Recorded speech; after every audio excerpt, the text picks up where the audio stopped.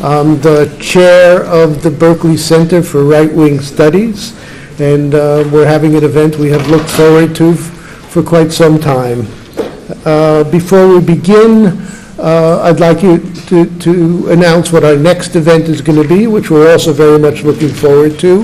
On Friday, April 21st, the center will present a symposium focusing on the first 100 days of the Donald Trump administration. Scholars from UC Berkeley and other Bay Area academic institutions will speak on the implications and effects of the administration's foreign and domestic policies. This event will take place in the Blanche Dubois room. All these days depend on the kindness of strangers. And that's in Hearst Field Annex. We have co-sponsors who I'd like to thank. These include the Department of Sociology and the Linguistics Department and the Center for the Neural Mind and Society. Please check your cell phones, double check them, turn them off. The format will be that Professor Lakoff will speak for 45 minutes, and then we will open up the event to questions and answers. And I'm going to truncate a little bit my introduction for George Lakoff, who is a professor in the Graduate School of Cognitive Science and Linguistics. He is best known for bringing the technical study of semantics into linguistics for the discovery of the cognitive mechanism of metaphorical thought, for bringing the detailed study of framing into political analysis, for beginning research on embodied cognition, for research into how ideas and language arise from neural circuitry, and for the discovery of the largely unconscious moral systems defining progressive and conservative thought. He has written 7 books, most notably Moral Politics and Don't Think of an Elephant, Know Your Values. And he is now engaged in the startup Citizen Communications Network, whose mission is to thoroughly reframe public discourse from a progressive perspective using social media, allowing concerned citizens nationwide to participate for free. With that, today's title is The Present Political Divide, What to Do Now. Please join me in welcoming Professor George Lakoff.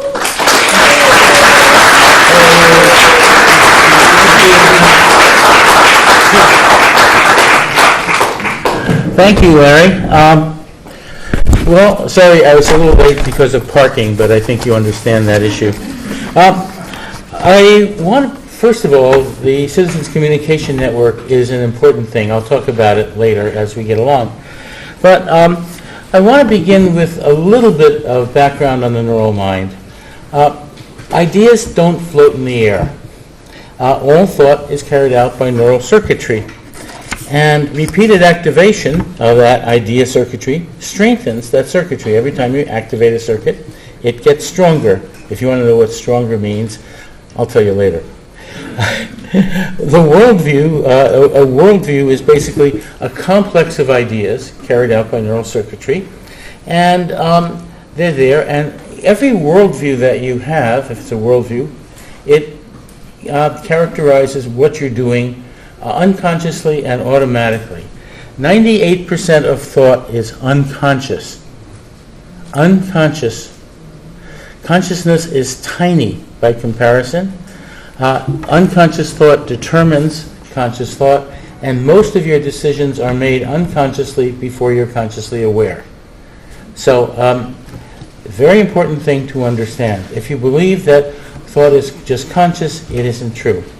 In addition to that, thought is not just logic, though I tried to get people to believe that starting in 1963, but by 1975 it was untenable.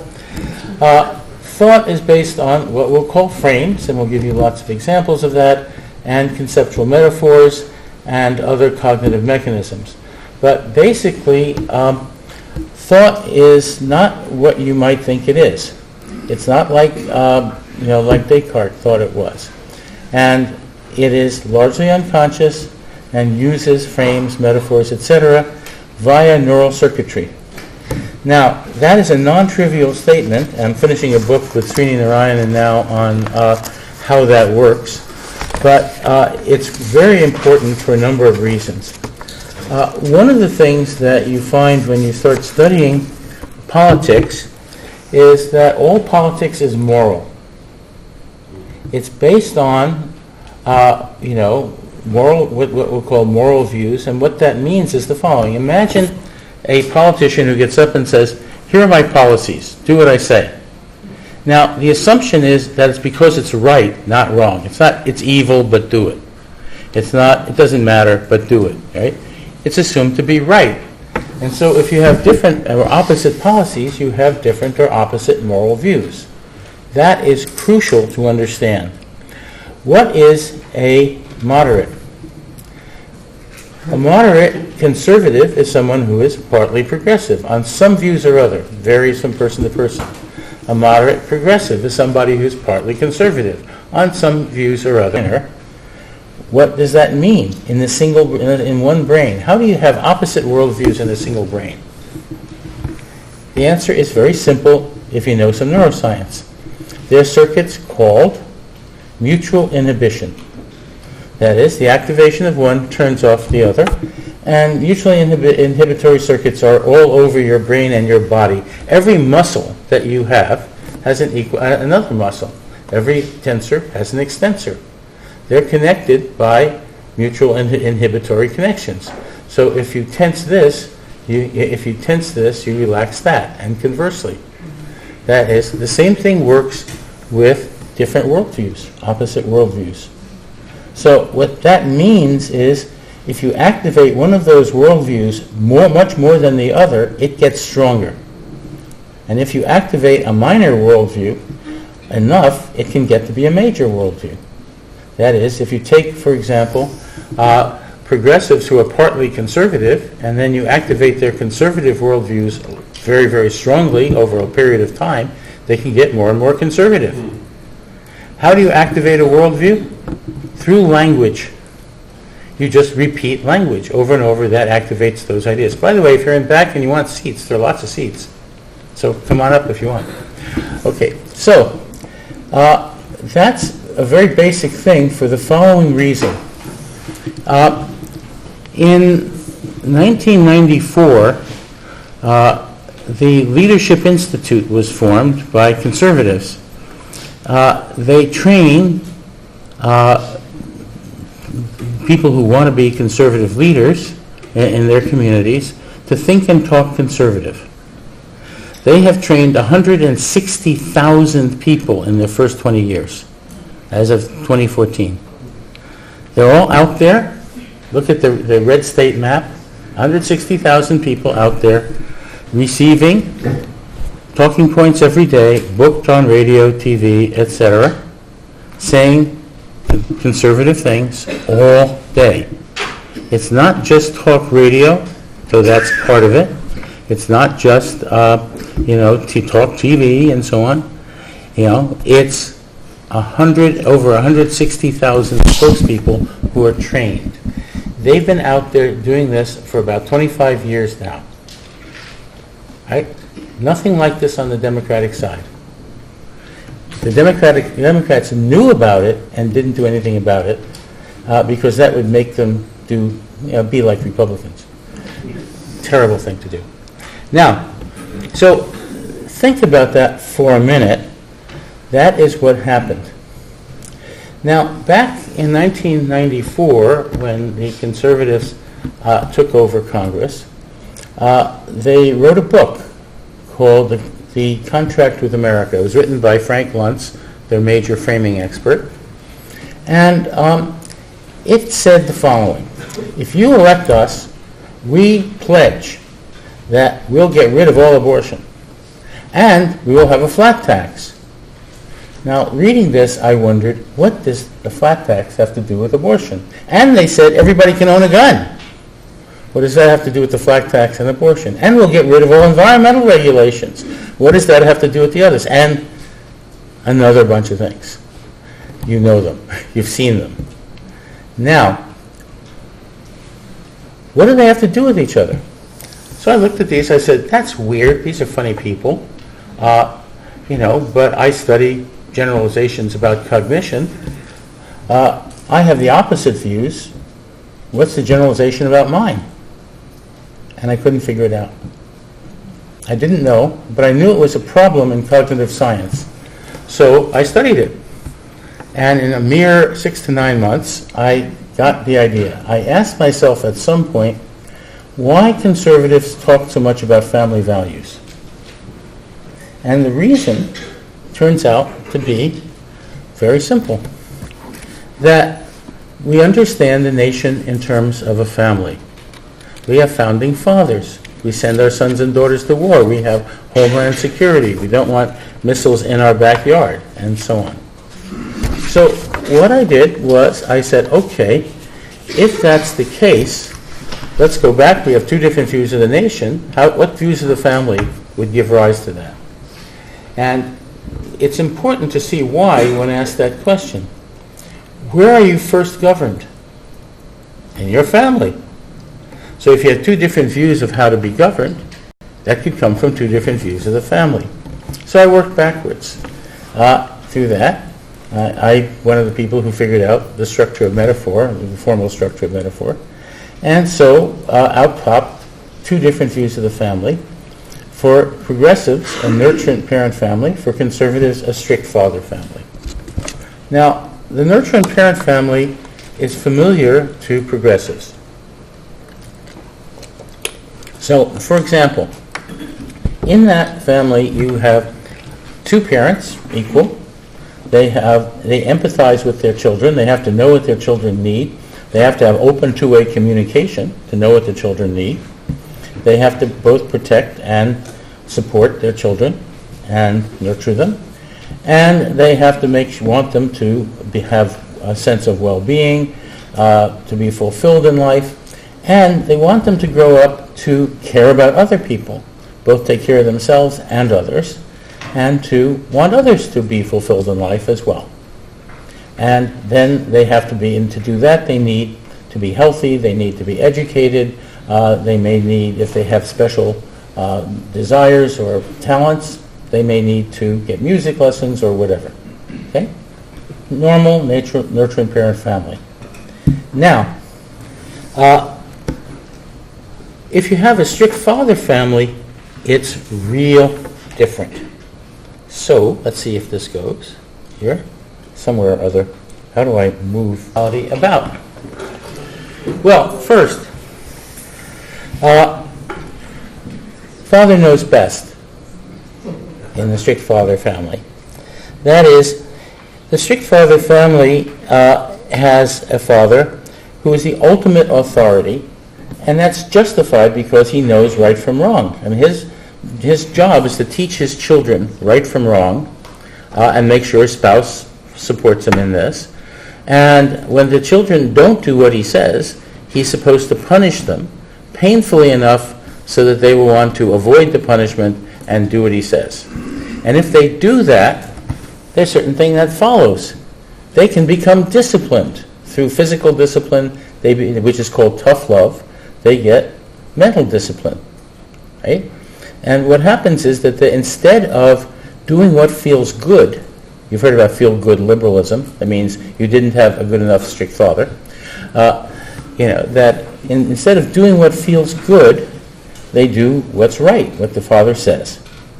If they do that, they get and they have that discipline, they can go out in the world and become prosperous. Now, what if they're not prosperous? That means they're not disciplined. They're not disciplined, they can't be moral, so they deserve their poverty. Hence, people who are poor are lazy. They're not disciplined. You've heard that argument. Now, that's part of it. But it goes further than that. Let's go a bit more. what you have is the idea that responsibility is always personal responsibility, not social responsibility. It's all up to you.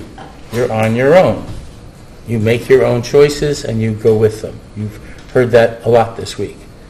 And so what you become is just your responsibility. Right? So that's part of all of this, but it goes further.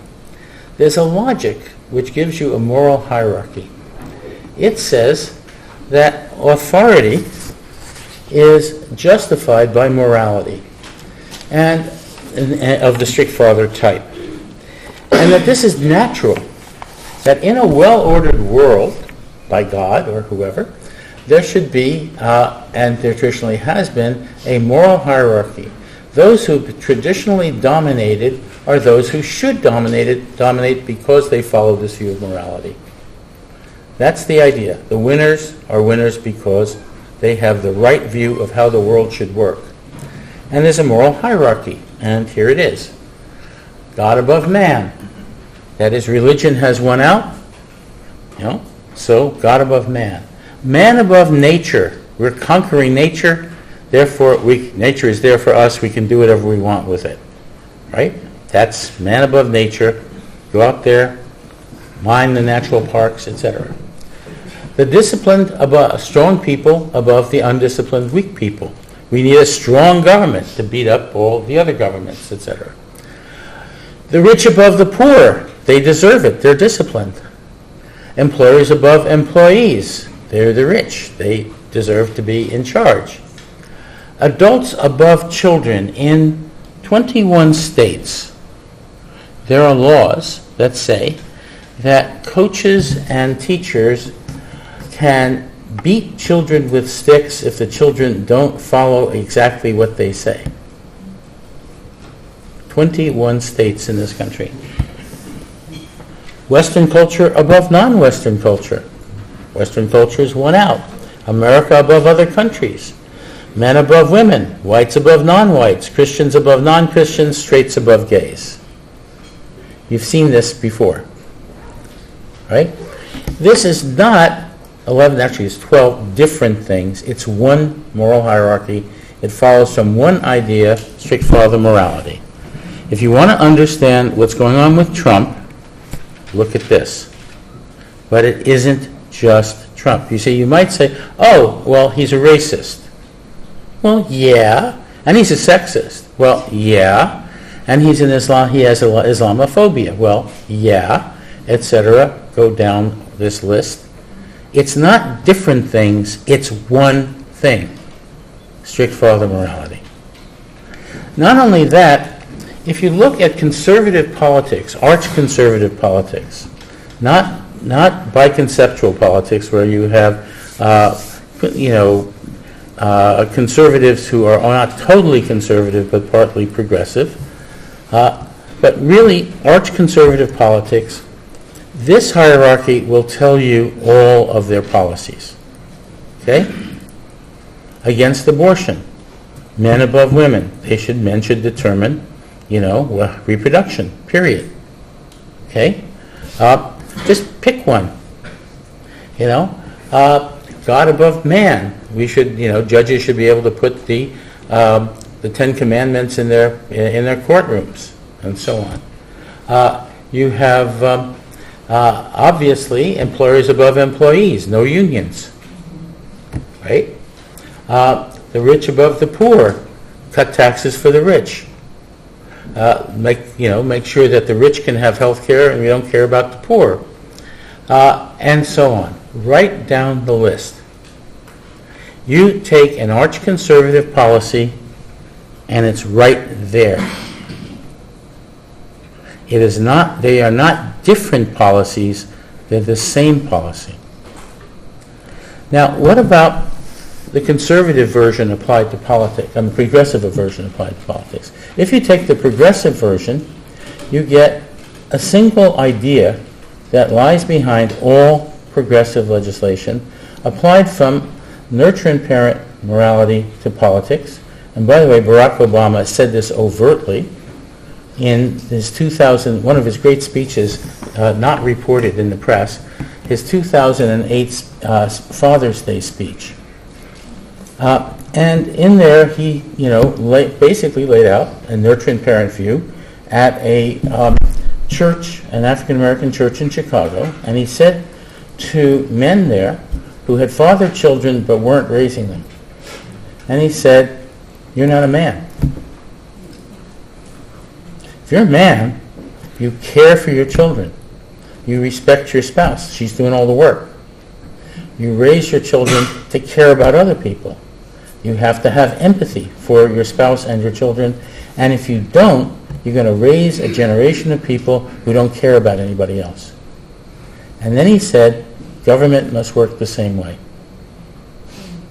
Very important idea. Now, what follows from that is an idea that goes back to the founding of this country, mostly. It says, citizens care about other citizens, work through the government to provide public resources for everybody to guarantee their well-being, their freedom, and the possibility of their fulfillment in life. Right? Life, liberty, pursuit of happiness. Right there. That says that the private depends on the public, and businesses are a major part of this. So from the beginning, you had public education for business. You had, for business, protection, roads, bridges, and so on, transportation, interstate commerce. You had a judicial system, mostly for corporate law. You had a national bank, a patent office, and so on. That is, you had public resources that made business possible, and you still do. Consider, where did computer science come from? The NSF. Where did satellite communications come from? NASA and NOAA. Where did the internet come from? The ARPANET, the Defense Department. What about cell phones and GPS systems? Do you all know? Okay. We have, from our Defense Department, at any point, 24 satellites going around. There are some more up there in case there's a failure. That at any point, there are 4 focused on every point on Earth. 4 on every point on Earth. They go around. You want to make a call. You make a call to go around to the other side of the world or the country.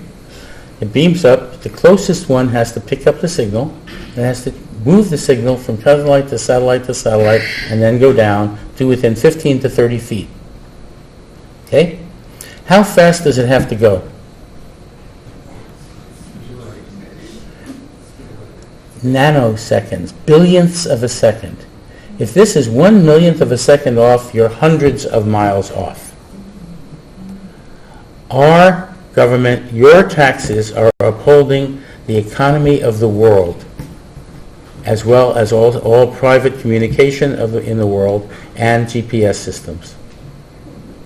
You are doing this. Right? The private depends on the public. Right? Short sentence, but that encapsulates what this is about. And it's not the government, it's the public, it's all of us. And that's important. I want to stress the public and the idea of the public in an important way. What we have in the notion of the public is a remarkable thing in terms of framing. And I want to get into framing right now. Donald Trump came out and he said that he wanted to get rid of 3/4 of all regulations in the government. And if there was going to be a new one, he was going to get rid of 2 old ones. Now, a regulation, if you look it up on the web, is defined from the point of view of a corporation. If you have a corporation, regulations are things that keep corporations from doing whatever they want to do. they impose on those corporations, especially if those corporations do things that harm people. Right? They impose on them, they're burdensome and they're costly, and they want to get rid of them. And that's why, you have the Republicans and Paul Ryan wanting to get rid of regulations. Shift the point of view to the public. Regulations are there to protect people from unscrupulous corporations. They are protections. Imagine Donald Trump or Ryan getting up saying, we want to get rid of 3/4 of all public protections. Just think about it for a minute. And think about all of you and citizens all over the country saying that over and over, because that is what is being done. What it does is shift the frame from one point of view, the corporate point of view, to another point of view, the public point of view. And that's an important shift. Let me give you another one. You've heard the claim that, corporations and rich people are job creators. Now, did they give you jobs just to be nice? Come, we have a bunch of jobs for you. You need them, okay, we'll give them to you. Doesn't quite work that way. They only give them to you because when employees are profit creators. Workers are profit creators, and that means they deserve part of the profit. They deserve to be treated with respect and decency and safety. Isn't that important? It's a shift of viewpoint. It gives you a different frame from a different viewpoint, from the point of view of the people who are served, from the public. What is a pension? A pension is delayed payment for work already done. So if they say, we can't afford these generous pensions. Not generous. You earned them. They're stealing your money. What about benefits? Long term. They're not gifts. They're earnings. You took the job on the grounds that you would have health care, for example. If they're going to be cutting that, they're stealing your money. They're stealing your earnings. Right? Now, this needs to be said, and I'm in favor of changing the language. The reason we're setting up a citizens communication network is to do this systematically over hundreds of cases, and to do it out day by day, case after case, on how to do that. And we are giving this away free to any citizens who want it, individuals, to groups like Indivisible. We're working on April 17th, I'll be talking to Berkeley Indivisible, and it'll be streamed to all 5,900 branches. And we're going to talk about just these things. How to do it. What is a union? A union is an instrument of freedom from corporate servitude. It's something that says that the corporation you're working for can't give you arbitrary working hours. It doesn't just decide how little they can pay you to increase their profits. It can't just decide whether or not you'll get a pension and so on. That is, if you are organized together, then you have more freedom. And that's how you got weekends and 8-hour weekdays and so on. When my mother had to go to work at the age of 12 in a factory, she worked 10 hours a day, 6 days a week, for very little money, for 25 years in the factory. Not great. You don't want people to have to do that. But there are people doing it. Maybe not from the age of 12. Okay? I'm the first person in my family, my brother and I, who's 10 years older, are the first people in our family to go to high school. Not college, high school. Okay? And it's important to remember what unions have been about, what it means to be a working person, what work is. And what a job is. It's not just a crummy job. It's a job that has to do with your identity, your skill, your ability to give people something,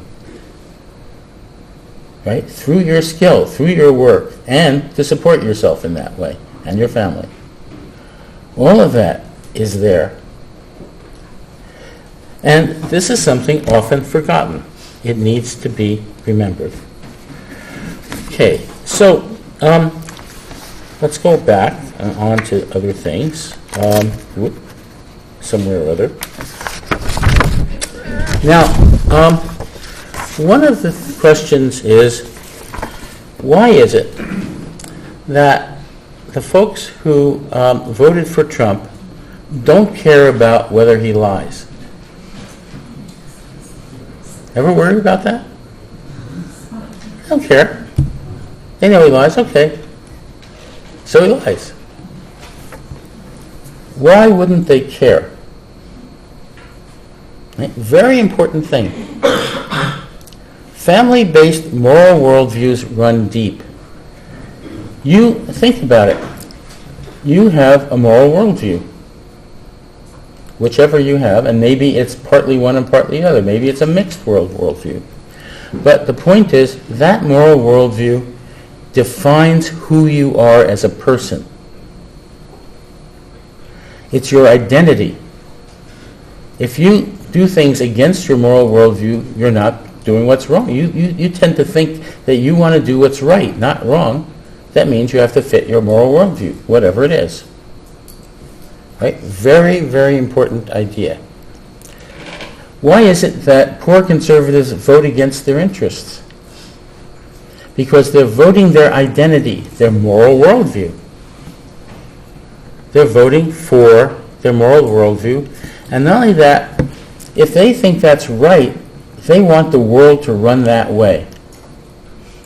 If the world isn't running that way, you feel oppressed. And right now, if you're a progressive, the country isn't running our way, and you feel oppressed for a reason. So for many years, arch conservatives who had that moral worldview felt oppressed. And they kept talking about how oppressed they were. And now they cheer. They're no longer oppressed. Now, are these people just populists? What is a populist? Right?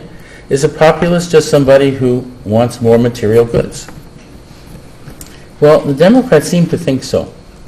So, I heard an interview with Chuck Schumer and Bernie, and they said, there are these populists on the right, but we can turn them into populists on the left simply by giving them more stuff. Getting them better health care, getting them higher wages, etc. Just turn them around. Not so simple if it's based on their moral worldview. If it's not just that there are white working class people who weren't earning enough money. If instead those white working class people not only weren't earning enough money, but had a strict father worldview and thought that someone with that worldview ought to be earning more money and running the world. And they looked at Donald Trump and he said, yes, look at me. And that's part of what's involved here. Your moral worldview tells you what your world should be like. And if it isn't that way, you get frustrated and angry. Anybody in this room frustrated and angry right now? Now, the strict father worldview turns out to be applied from fatherhood to the world in various ways. And you can see a few of them here. White evangelical Christians have the view of God as the strict father. There are plenty of Christians who are not right-wing Christians, who are progressive Christians. Even evangelical progressive Christians, especially in the black churches. They don't necessarily have God as the strict father. They have a different view of God as a nurturer. Right? It's a very important difference. laissez-faire free market conservatives. Corporations are the strict fathers. They should be able to do whatever they want to do. Make as much, and their job is to make as much profit as possible, and they know right from wrong. We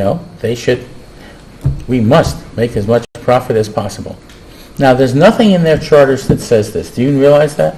They're often said, we are legally bound to make as much profit as possible. That turns out to be false.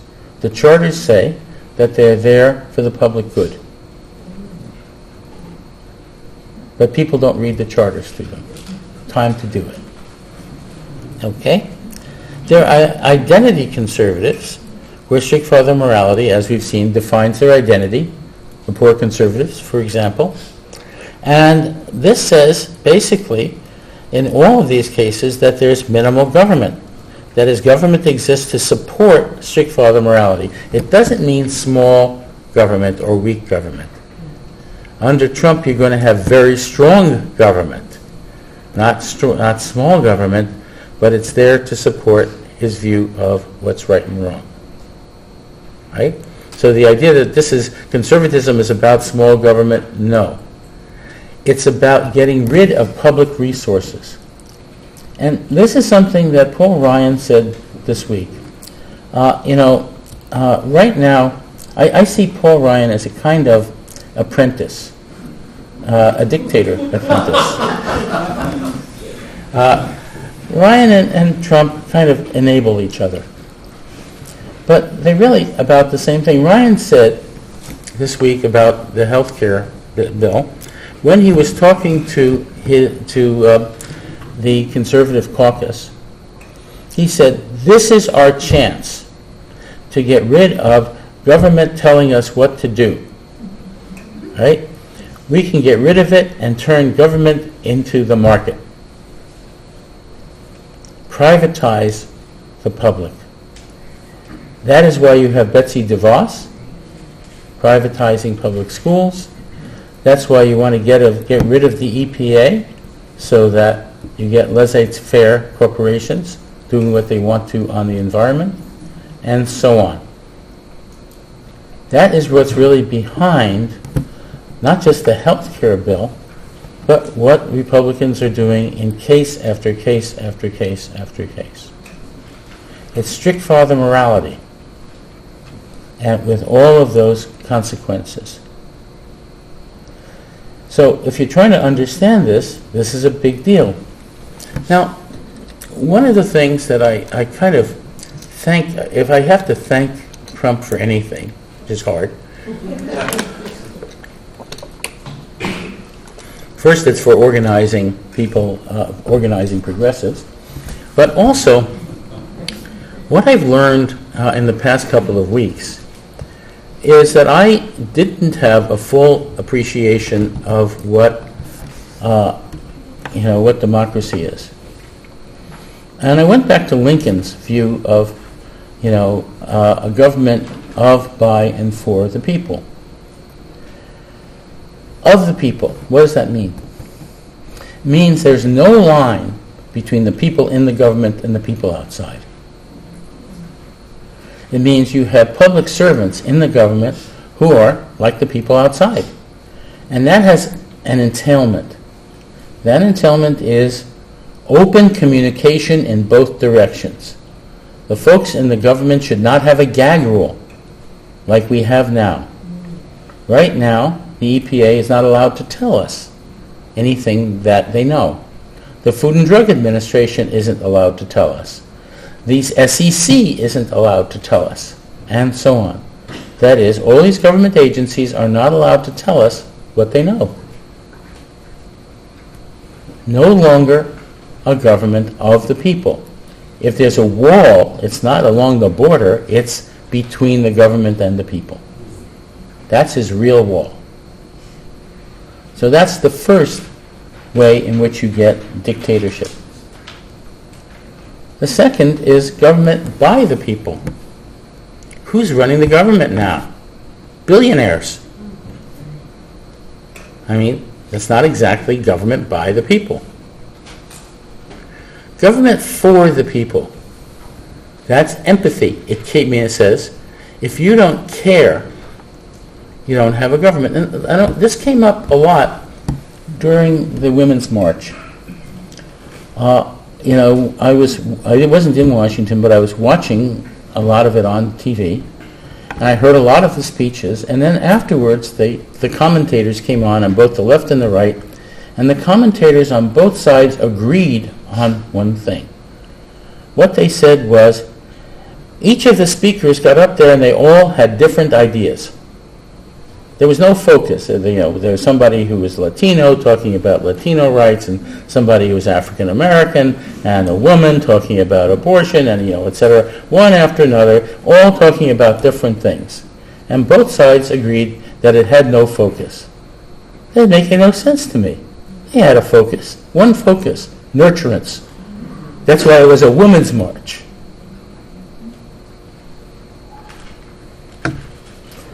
Very important to think about that. One focus. Now, I want to go on with this in a couple of other cases, but I think before that, I think you need to understand how Trump operates.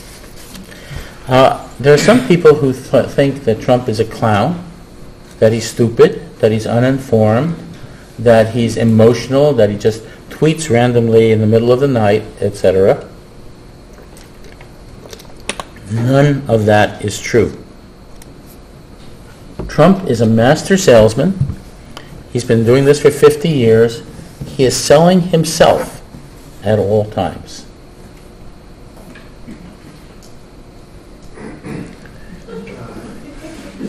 Now, and he has a lot of techniques, but before that, I want to go over tweets. We have I was on a show called On the Media on NPR with Brooke Gladstone, it's a wonderful show. I love this show. And Brooke asked me, what should we do to cover Trump?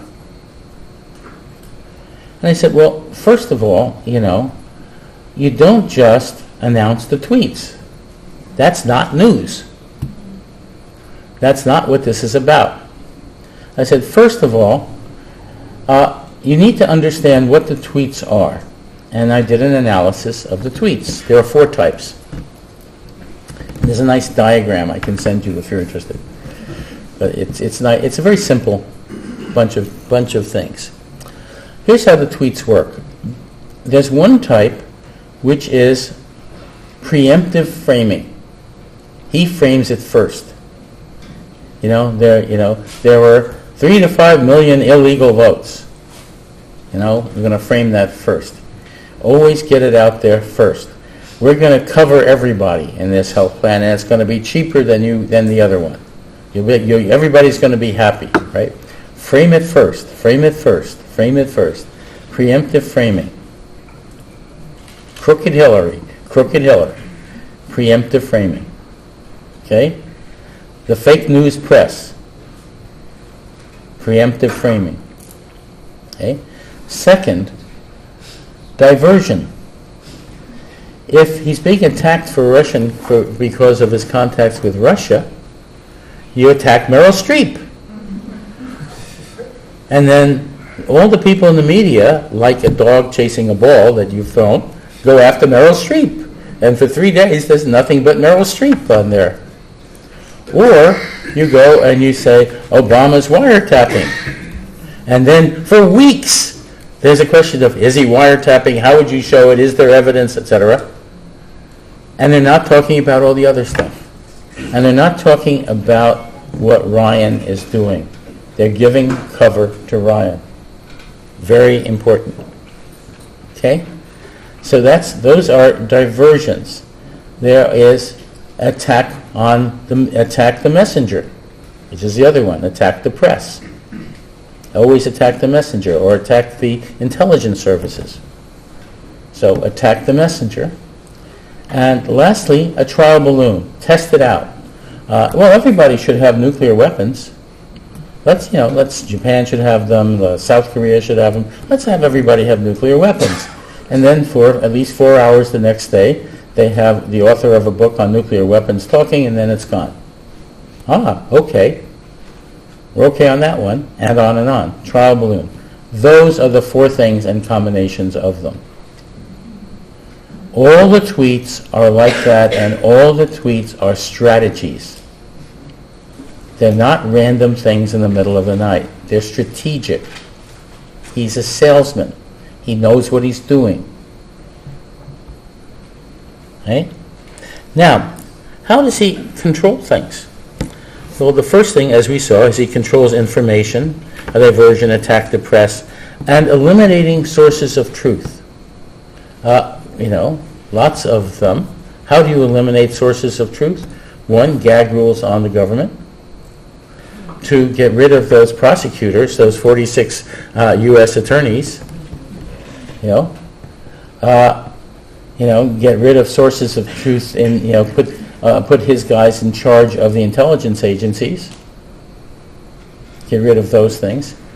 Take the military people off of the Foreign Policy Committee and put Bannon on instead. Control the truth, what counts as truth. So that's another very important thing. By the way, every time he uses the term the American people, he means his followers. The American people demand that NATO build up its military more, etc. You'll get that. The American people demand better health care, that we get rid of Obamacare. Next, repetition. Crooked Hillary, crooked Hillary, crooked Hillary, crooked Hillary, over and over and over, day after day. What does that do? It strengthens a frame. It strengthens what's in your brain. Okay?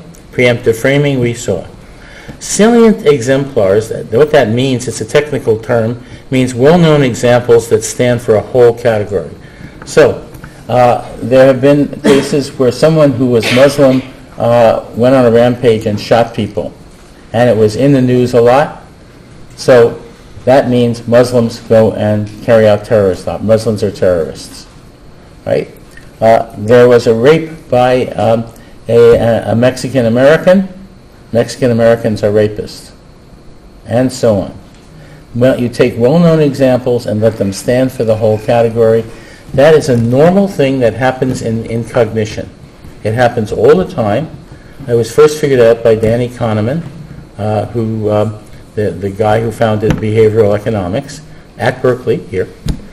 He discovered that here in our cognitive science department.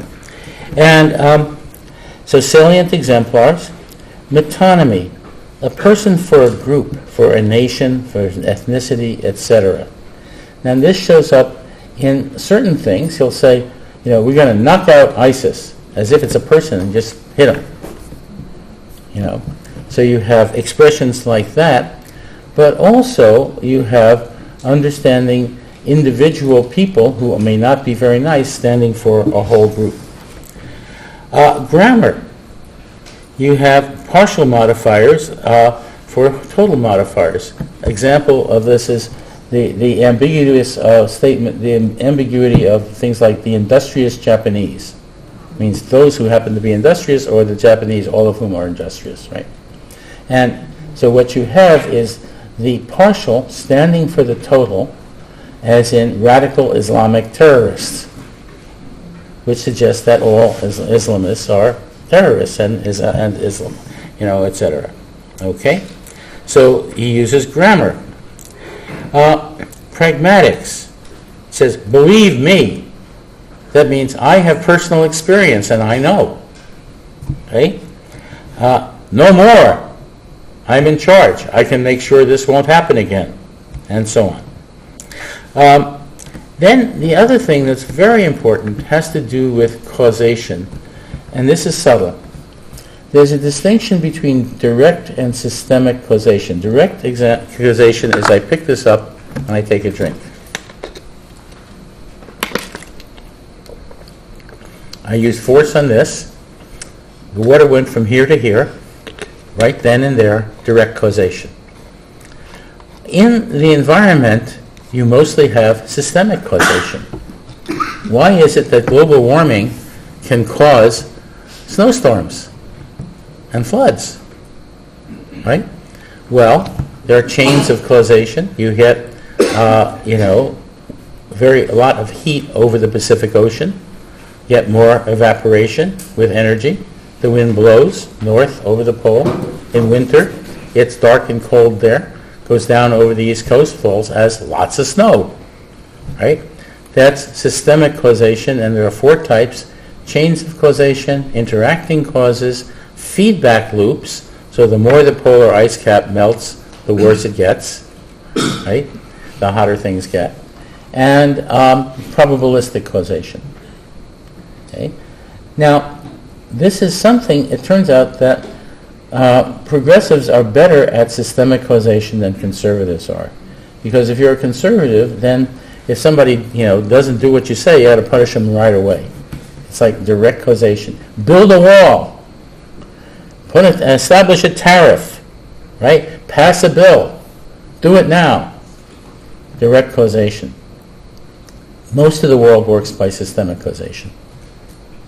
And that's what you're seeing now with the healthcare bill and so on. So these are important, but what's important is these things are moves toward a dictatorship. They eliminate government of, by, and for the people. And it is not just Trump. It is the people he's appointed, and it's people like Paul Ryan and Republicans in Congress trying to put gag rules on and get rid of regulations and so on. That is, this is being put forth on right now. And you should not just be blaming Trump. You should be watching what the Republicans are doing, because they're all engaged in this. So what do? First thing you do is you learn basic framing. First lesson of framing is from the title of a book, Don't Think of an Elephant. Right? If I say don't think of an elephant, you think of an elephant. Nixon said, I am not a crook. You thought of him as a crook, right? And so on. And this is the same thing.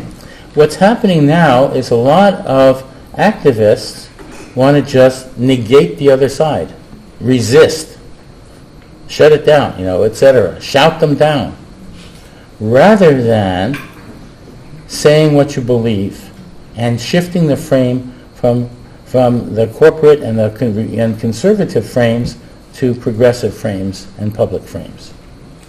And doing it and repeating them over and over and getting them out there. The idea of indivisible is good.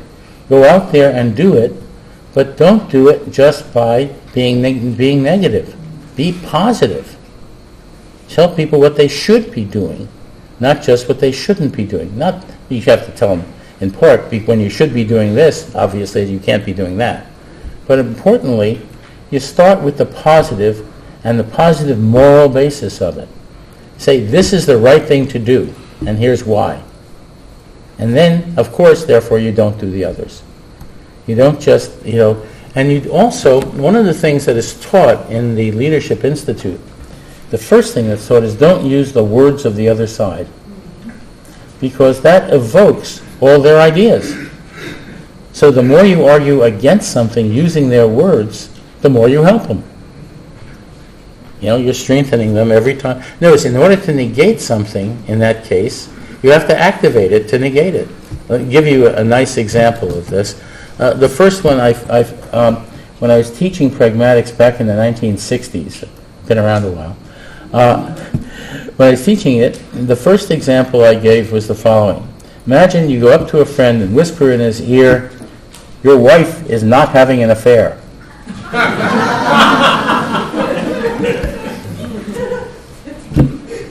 I don't need to say anything else. Now, so basic framing, it starts there. It has to do with the structure. A frame is a mental structure that's characterized by a neural circuit, by neural circuitry. The more you activate the frame, the stronger it gets, and you think of things in terms of that frame.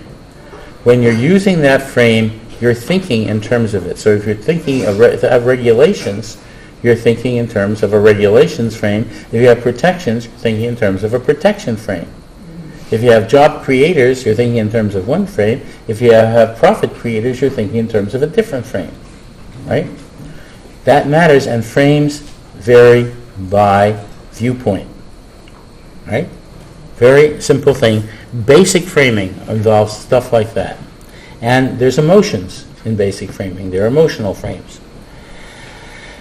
The job of the Citizens Communications Network we're setting up, which is for individuals, media, and various folks in politics, and I want to say something about folks in politics. I don't just mean electeds. I don't just mean their staffs, but that includes their staffs. If you take a look, let's say, at the Democratic Party, who do you have to talk to? Pollsters, strategists. Who employs the strategists? PR firms. PR firms earn their money by employing strategists and then getting 15% of all the buys, right? So you got to do that. There are operatives, lots of operatives, who are hired to do all sorts of jobs. That is the Democratic Party, not just the people who are elected and their staffs. And in fact, very often the people who are elected are controlled by the other guys, by all of their pollsters, by all their strategists, etc. So it's really important to have a realistic understanding of what political action is. Political action is not just going to talk to the candidates, which is necessary. And candidates, not just national candidates, at all levels. You know, the Republicans many years ago decided that they would go after the state legislatures. And they knew perfectly well, one, they could change the laws there more easily, and two, it's cheaper to buy state legislators. Much cheaper. Okay? So it turns out, and then, of course, the state legislatures determine gerrymandering, the districts. That's how Republicans took over Congress with a minority of votes. Okay, so the idea is this. One more last thing. Look at the First Amendment. The First Amendment to the Constitution is not just about freedom of religion and freedom of the press, both very important, and freedom of speech, but also freedom of assembly. That's what indivisible is about.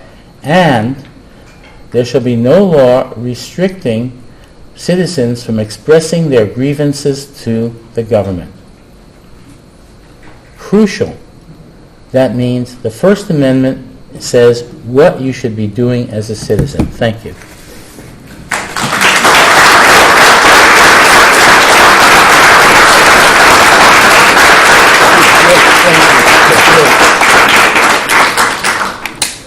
We have people going around with microphones over there. Cynthia?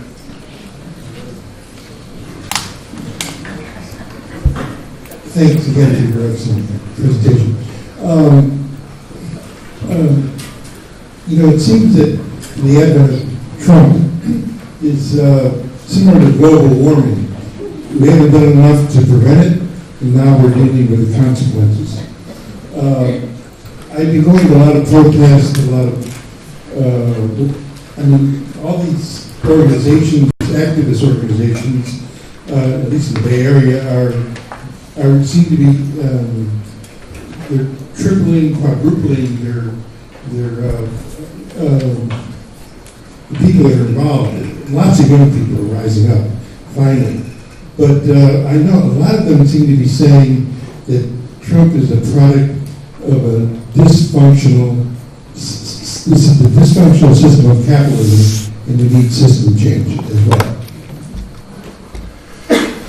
Well, that's a piece of the story. Remember that laissez-faire capitalism is one consequence of strict father morality, but only one consequence, and it's laissez-faire capitalism. And that's why Robert Reich's book called Saving Capitalism is an important book. It says it's not the idea that you don't have any capitalism at all. It's the idea that capitalism is there to serve the public good. That's what those charters are about. And that you have to insist that people go by their charters, that they serve the public good. And you need to have forms of capitalism that do this, and you need to change capitalism. But that's a different thing from saying all capitalism has to go and so on. So I recommend, I think Reich has it exactly right on that one.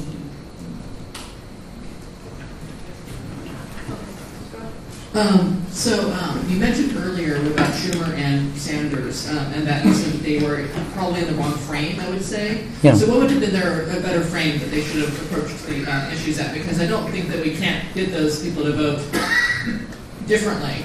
I don't think you're saying that. Well, some of them not, but there's one thing I left out here.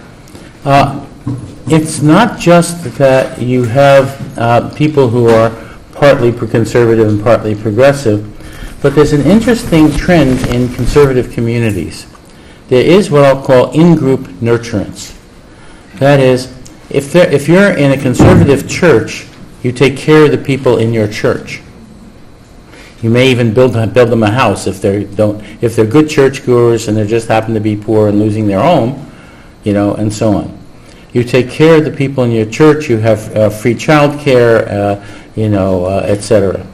You take care of the people in your military group and the military on military bases.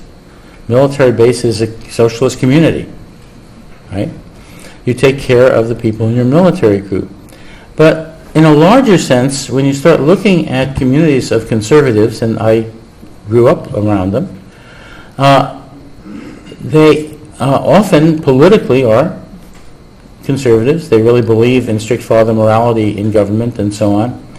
But when it comes to their own community, the place where they live, people they're around, they're great. They care for the people in their community. They care for the people that they go bowling with, or on the Little League teams, or whatever. They work on all kinds of things in their communities. And, when you have a flood, and there's a conservative community, guess who's going to be out there swinging the sandbags? Those conservatives. You have a fire, guess who's manning the fire hoses? Those conservatives. They're there. I grew up in a rooming house near a Navy base. The sailors in that rooming house were political conservatives. They're all from the South. Personally, they were great. Around the rooming house, they helped in every possible way. Had no problem, not only no problem getting along with them, we liked each other. And they were extremely helpful. And I think this is something that a lot of progressives miss. They miss the fact of in-group nurturance among conservatives. And that's the basis on which you can start a conversation.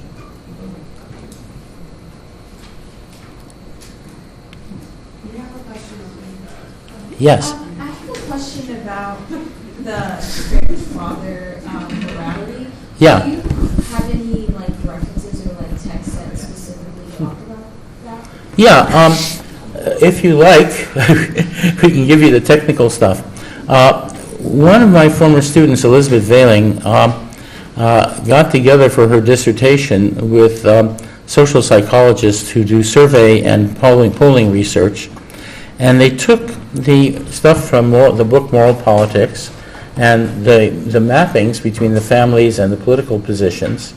They wrote them down, and then they cut them and randomized, and then they ran surveys and other tests to see if they came together, and they did about 95% of the time.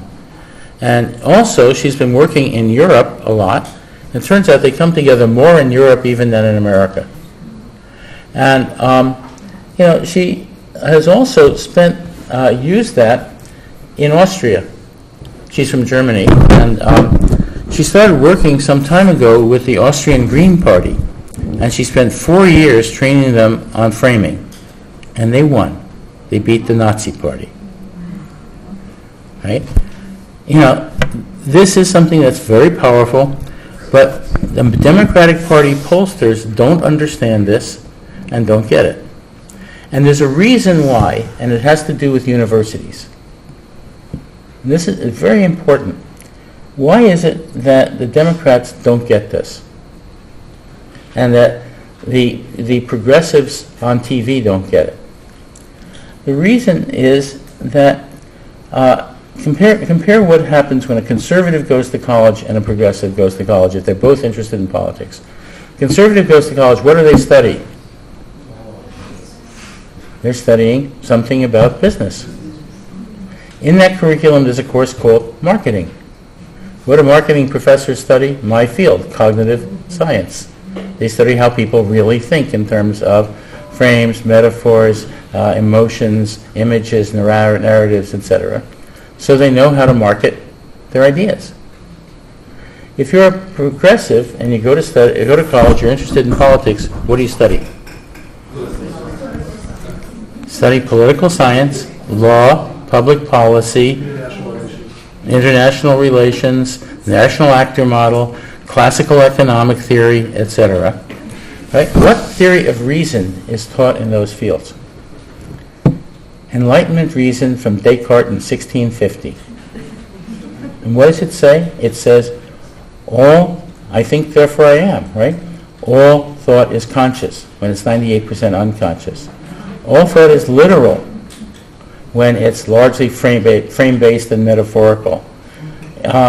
It says that he was a mathematician. He says, thought is like a mathematical proof. It's logic. No, it's not logic. It says that reason, as he defined it, was what makes all of us human beings. Therefore, we all have the same reason, that it's conscious, it's rational, it fits the world literally, and it's logical. Therefore, all you need to do is tell people the facts and all reason to the right conclusion. Have you heard that before? Right? Not true. Right? Where we are, in this university and other universities, we bear the burden of miseducating people who go into progressive politics. Over there. Yeah, well, I'm wondering about the strict father morality. I'm sort of thinking it's like a ghost in a machine. And after all, there's so much social theory that posits that the dynamic of modern history really is a dynamic of self-determination. Self-determination, Yes, responsibility for yourself, yes. Hold on, that's at the high end. At the lower end, we see the dissolution of structures of authority in popular culture. There's a lot of theory about that, of course. The rejection of gatekeepers that we see in connection with the internet, so that there's a kind of spreading rejection of authority in modern society. And even if we look at the people who embrace the concept of the strict father ideology or morality, we see that very frequently the fathers don't function very well, the fathers are even absent, the family that is the sort of ideal of this concept doesn't really exist in so many cases. So I guess my question is, what keeps it going? The brain. Look, I agree with everything you just said. What you described was a strict father group of people, about 35% of our population, who grew up with an ideal, not a real view of what a family should be. It may have been dysfunctional, but they learned that is what it should be, whether it was dysfunctional or not. And you get these people who are raised in dysfunctional families, and they'll say, yes, this is what it should be. And the same thing is true with, yes, we have nurturance out there, and it's there. Now, the question is, what is spreading? What's spreading in the political world these days? What's spreading in Holland? What's spreading in Poland? What's spreading in, various other countries? What you get is Trumpism spreading in France, of all places. Marine Le Pen is going to be one of the final two candidates. This is something that is spreading, unfortunately. And it's not that we had this idea that inevitably liberal democracy would just spread and take over everybody. the wall, the Berlin Wall would come down, and democracies don't fight other democracies, and it will just spread. It isn't true. It hasn't been true. And not only that, the right wing has institutionalized it not being true, not just with the Leadership Institute, the McCain Institute. Leadership Institute not only functions here, it functions in 15 other countries. The McCain Institute functions in many other countries, spreading conservatism. There are other, conservative views functioning all over the world, with lots of money behind them. This is a big deal.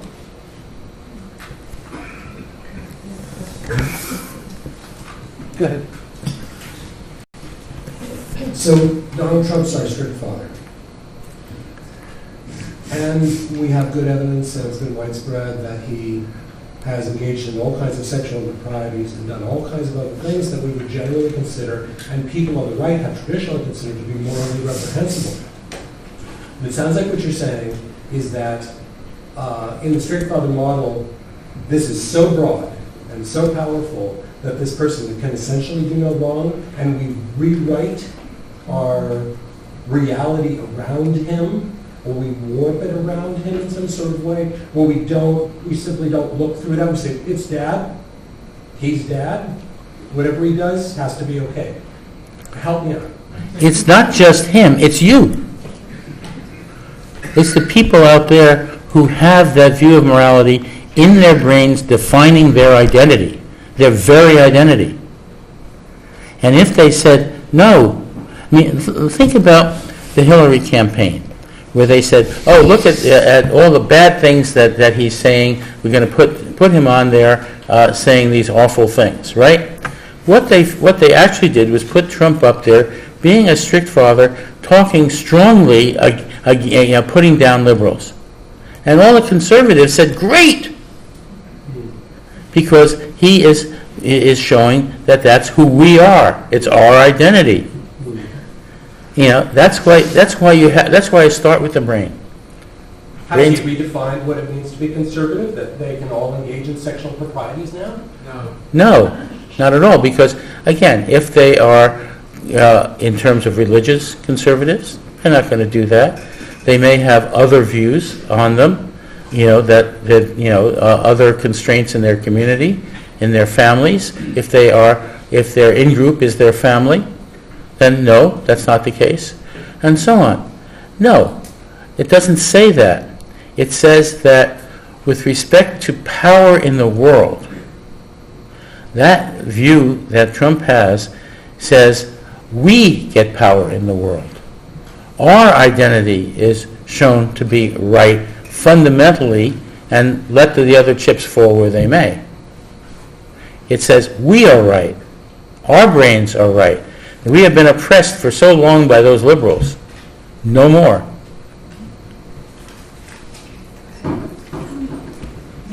Can habitual critical thinking have an effect on worldviews? Can what? Habitual critical thinking. Principle, what kind of thinking? Critical thinking. Critical thinking? All right. This is a question. What is critical thinking? There's a traditional critical thinking that goes back to Descartes. It is thinking in terms of logic and facts and so on. There's a real critical thinking which says, how do people really think? They think neurally, one. They think in terms of frames, which are in the neural system. They think in terms of metaphors, fitting the world. They think in terms of embodied cognition. We know that thought goes through the body. If you just had thought in your brain, you couldn't do it. So you couldn't. Is your answer no, basically? What? Was your answer no, basically? The answer was the definition of critical thinking is wrong. The answer is yes, the right kind of critical thinking based on the way people really think. Traditional critical thinking is based on Cartesian thinking, and that is false. Yeah. The indivisible document written by the congressional staffers based on their study of Tea Party tactics said very explicitly that the progressives should just resist and not worry now about positive messages. And you seem to say exactly the opposite. So you seem to disagree with their strategy, but maybe you can clarify. If you actually read their actual whole booklet, the whole thing, that's a minor part of it that I think was a mistake. Most of it says is about the following. What do people running for office care about? Being reelected, right? They don't care about people who are not going to vote for them. So get the people in their districts. They care about, people having a positive view of them. Get out there and give a negative view of them, whatever. It says, do not be impolite. Whatever you do, be polite when you're doing it. And they have a lot of people out there not being very polite, right, who are violating that booklet. Those people, they said, here's how you find out an email or a phone number of your elected official. Very useful information, terrific information. That sort of stuff is fine. And then they pointed out that what the Republicans did was, in the face of things that they found to be morally wrong, they said no. Now, calling it the Tea Party was a mistake, because it's a very different kind of thing than the Tea Party was. This is a movement that has to do with empathy, with a different view of what morality was, a different motivation than the Tea Party. Really very different. I think that was a mistake to say that. But they were right to say, stand up to it. Don't just give it away. Obama kept giving everything away beforehand. When he set out to do health care, he didn't have anybody from single payer there at all. He just gave it away. And and these guys said, no, you don't do that. You stand up for what you believe. And I agree with that wholeheartedly. And calling it Tea Party stuff is, I think, a mistake. And I think it also is very important to talk about things positively, because you can. The people who wrote this were very, very canny about certain things, but not about framing. They need to be a little bit better about framing. So I think they could use some better framing. I think they could use some better notion of what's positive. And you can say what's positive with the implication that the opposite is wrong. And you can then say that the opposite is wrong after you've said what's right and what's positive and why it's right. I have one last question. Professor, first of all, thank you for what you've imparted to us.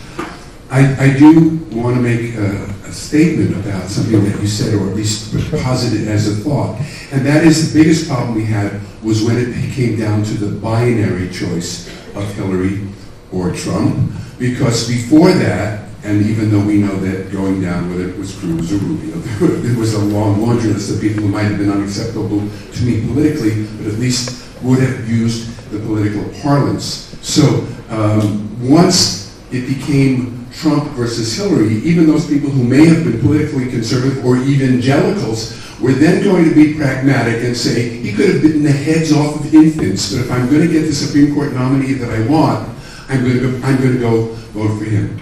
That's a statement I apologize for making, but I would love for you to hear what you have to think about it. But the second part is this. What you talk about is framing. I, 40 years ago in college, learned as ad hominem, because when he frames so many of these things, he talks about crooked Hillary or lying Ted, or even, and this is the most demeaning, little Marco. Okay. So my question to you is, and I heard you just say 2 minutes ago, we want to be positive in our framing. But in fact, it seems to me there would be ad hominems that are available to us that would allow us to demean in perhaps a polite way so that it's no longer the Oval Office, it's the Oval Orifice, or whatever it may be, so that we can find ourselves redefining what is this blight. It's not even about politics. It's about the position that he has taken, which is demonstrating to children that it's okay to lie, cheat, steal, call names, and then be elected President of the United States. And I'd love to hear what you think about that. Great question, which is not a one-sentence answer. First, You raise a lot of very, very important issues. Yes, I think that talking about the dictator's apprentices is very important. And how they are apprentices, and what that means in the destruction of democracy. I think we have to talk about that. And those are things, and to do that you have to talk about what democracy is positively in terms of by and for the people first. First you do that, and then you go to the other side, to the dictatorship. You say what is right, and what people feel is right. What you feel in your bones is right about of by and for the people. When you feel it in your bones, then you go to the negative side. But you don't just call names for the sake of calling names, right? That's extremely important. The Hillary campaign screwed up massively. And the screw-ups had to do with, again, not framing anything in terms of positive things, not framing them morally. And this had to do with the Democratic Party. Debbie Wasserman Schultz said to the candidates she would not fund any candidate through the DNC funds if they talked about morality. They had to only talk about facts and be factivists. Right? There was, that's serious. Those ideas were put into the polling that was done. The polling was a disaster. The polling only polled on demographics. They didn't understand what a conservative was. They didn't know about strict father morality and moral views, and so in their polls they never polled for morality. They assumed that if you had suburban educated women around Philadelphia, they would all vote, for Hillary, right? No. They're Republicans. Yes, they wanted their person on the Supreme Court because they were conservative women, right? If you had actually found out what their moral views were, you would have found that. There were about a third of Latinos voted for Trump, right? They came from conservative traditions. If you had been able to poll on that, and now we know how to poll on it, and their pollsters never changed, because their pollsters make their money doing what they did before. Right? All of that infrastructure that in the party needs to be changed. And we know how that needs to be changed, and it isn't easy, because those folks are there. They've been there a long time. They know how they run things, and they think they got everything right. It's very hard to change that, but we have to. And I think that going through organizations like Indivisible and dozens of others is the way to do it. Have the people frame it better, and then make the party frame it better. Okay, join me in thanking Professor.